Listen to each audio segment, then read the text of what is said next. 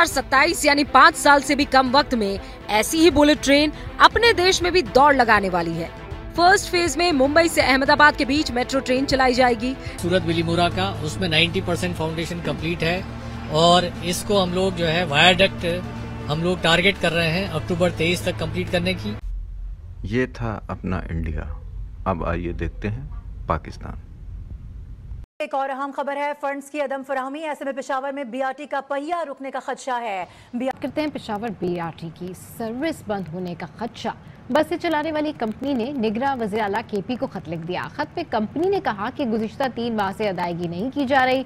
इस सवाल जहां भारत आने वाले दिनों में बुलेट ट्रेन अहमदाबाद से मुंबई के लिए चालू करने वाला है, वहीं पर उसके पड़ोसी मुल्क में ये हालात हो चुके हैं कि उसे अपनी बीआरटी सर्विस, जो कि एक वीआईपी बस सर्विस है, उसको बंद करने का ऐलान करना पड़ रहा है। बीआरटी सर्विस पाकिस्तान में कड़ी मुश्किलों के साथ, कई भ्रष्टाचार के साथ 2020 में चालू हुई थी, लेकिन मात्र 3 साल में ही कर्ज के तले दबने के कारण पाकिस्तान को इसे बंद करना पड़ सकता है, क्योंकि बीआरटी सर्विस को चलाने वाली कंपनियां 70 करोड़ रुपए लगभग का कर्जा ले चुकी हैं और उसकी भरपाई नहीं कर पा रही हैं। उन्होंने नोटिस देकर सरकार से इस बात की गुहार लगाई थी कि हमें पैसा दिया जाए, लेकिन सरकार के पास तो ऐसा लगता है कि बस चलाने के लिए भी पैसा नहीं है, जिसके चलते बीआरटी सर्विस को चलाने वाली कंपनियों ने इसे पूर्ण रूप से बंद करने का ऐलान कर दिया है। यह खबर पाकिस्तानी मीडिया में बहुत तेजी से फैल रही है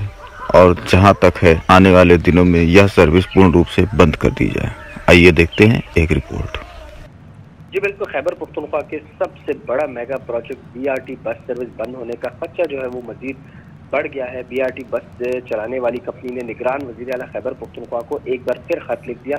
गुज़िश्ता 3 माह से अदायगी नहीं की जा रही। खत के मतलब में बताया जा रहा है कि कंपनी को 45 करोड़ रुपए वाजिबुल अदा है, जिसकी रकम फौरी तौर पर जो है वो रिलीज की जाए ताकि बीआरटी सर्विस जो है वो बहाल रहे।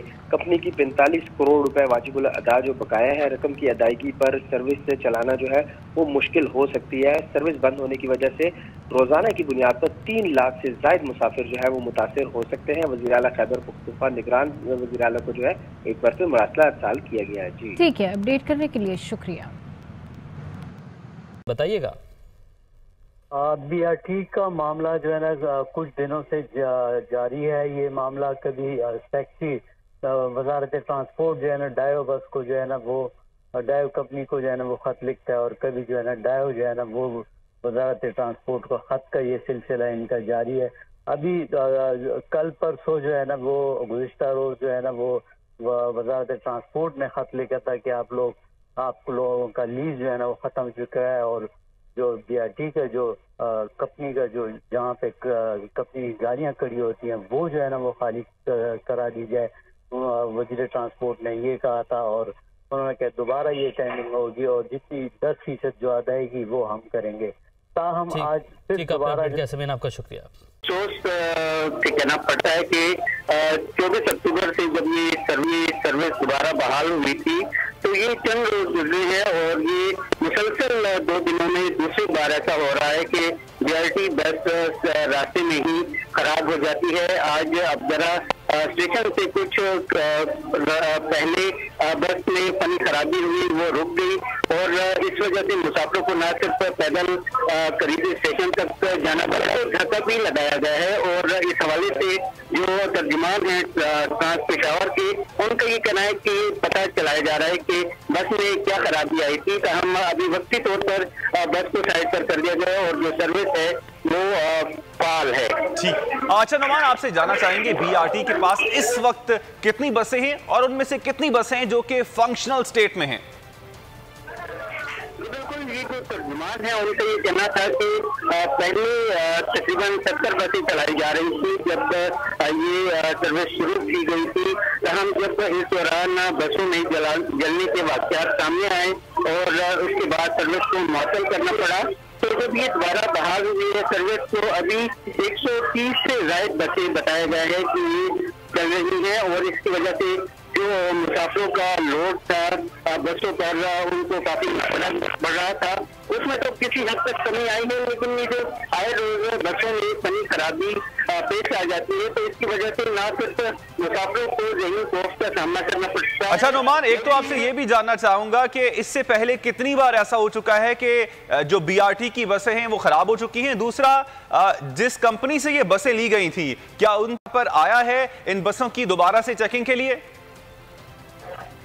ये जब जलने के वाकयात सामने आए थे, उसके बाद माहिरीन की एक टीम आई थी चाइना से, और ये बताया गया है कि कंपनी है जिससे ये बसें खरीदी गई थी, और उसके बाद से ये मुसलसल जो माहिरीन हैं इसको देख रहे हैं, और ये जो कमी खराबियां से पहले 4 बसों में जलने के वाकयात रहनुमा हुए, और अभी ये जब सर्विस दोबारा बहाल हुई है तो ये रास्ते में ये खराब होने के ठीक। मोहम्मद नोमान, आपने अपडेट किया, आपका शुक्रिया। नाज़रीन, आपको अपडेट कर रहे हैं, बीआरटी बस एक बार फिर आबदरा स्टेशन पर खराब हो गई है। मुसाफिरों को स्टेशन तक पैदल जाना पड़ा है, बस को भी धक्का लगाया गया।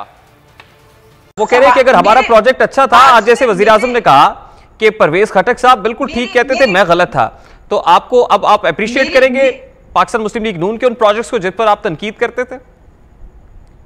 देखिए, सबसे पहले तो मैं ये अर्ज करूं कि ये जिस तरह के अल्फाज का इस्तेमाल किया गया, बदनामे जमाना, तो इन्होंने देखे इनके हिस्से में जितने भी मंसूबे, बड़े मंसूबों की अगर मैं बात करूं तो वो उसमें चंक ऑफ करप्शन की बात होती है। बात ये नहीं होती मंसूबा, अगर पाकिस्तान में लोगों को जो सहूलत चाहिए वो तो चाहिए है, लेकिन ये तो बड़े मंसूबे सिर्फ इसलिए लॉन्च करते रहे कि उसमें से इकट्ठे एक ही मंसूबे में से इतनी अमाउंट वो ये निकाल लें कि फिर लंदन की पुरफजा माहौल में, और फिर आपको पता है कि जिस जगहों पे फिर 200 एकड़ जमीन खरीद लें इकट्ठी। पेशावर मेट्रो कहानी बहुत लंबी हो जाएगी। इम्पोर्टेंट चीज ये है कि बदनामे जमाना की, अगर मैं आपकी बात में वैसे बोली नहीं हूँ तो इट्स बेटर कि आप मुझे भी सुनिए। अच्छा, आप कंप्लीट कर ले, मैं फिर चाहता हूँ। बदनामे जमाना अगर सीरीज अगर हमने शुरू की तो उसमें इंशाल्लाह ताला आप बहुत आगे पाएंगे खुद को, और बल्कि 70 सालों में इतनी बदनामे जमाना चीजें कभी किसी ने नहीं की।